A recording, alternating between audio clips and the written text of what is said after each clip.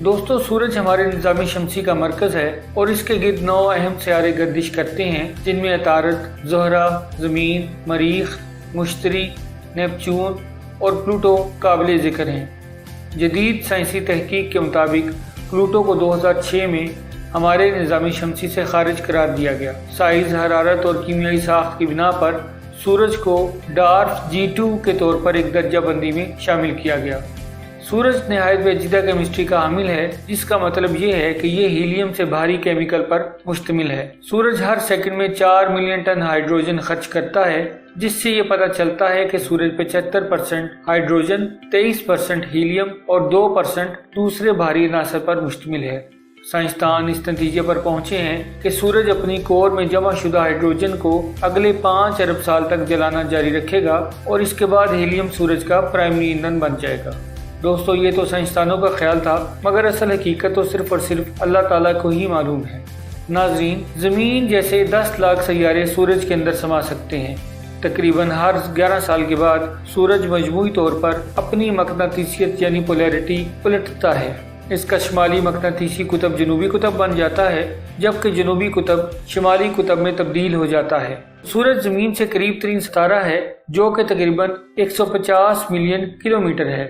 सूरज की कोर पर इसका दर्जा हरारत तकरीबन 15 मिलियन डिग्री सेल्सियस है, जो तकरीबन 27 मिलियन डिग्री फ़ारेनहाइट बनता है।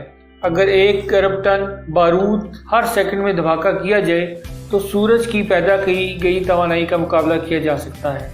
जमीन पर किसी भी 150 पाउंड वजनी शख्स का वजन सूरज पर 4200 पाउंड होगा, क्योंकि सूरज की कशिश शकल यानी ग्रेविटी जमीन से 28 गुना ज्यादा है। सूरज हरारत और चार्ज ज़रात की एक स्क्रीन खारिज करता है, जिसे शमसी हवा या सोलर विंड भी कहा जाता है, जो 280 मील यानी 450 किलोमीटर फी सेकंड की रफ्तार से निज़ामी शमसी में सफ़र करती है। तमाम सैयारे अपने अपने मदार में सूरज के गिर्द घूमते हैं और एक ही सिमत यानी एंटी क्लॉकवाइज घूमते हैं। मिस्र, भारत, यूरोप और लातीनी अमेरिका की सकाफत, इन तमाम खित्तों में जो मज़ाहिब पाए जाते थे, इन सब मज़ाहिब में सूरज की इबादत की जाती थी। जापान में सूरज देवी को काफ़ी अहमियत दी जाती थी और उसे दुनिया की अजीम हुक्मरान भी तस्वर किया जाता था। वो हरूफ जिनसे मिलकर जापान का नाम बनता है, इनका मतलब भी सूरज है।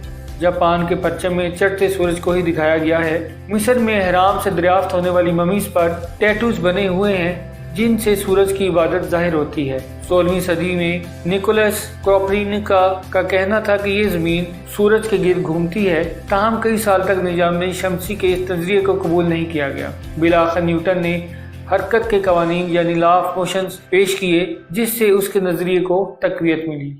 एक दहाई के दौरान सूरज की किरणों की पैदावार में बहुत मामूली तब्दीली पैदा होती है, यानी 1%, बल्कि 1% के 10वें हिस्से के बराबर, जो इतनी बड़ी तब्दीली भी नहीं कि जमीन पर दर्जा हरारत को रिकॉर्ड करने के लिए एक नापे जाने के काबिल सिग्नल फराहम कर सके।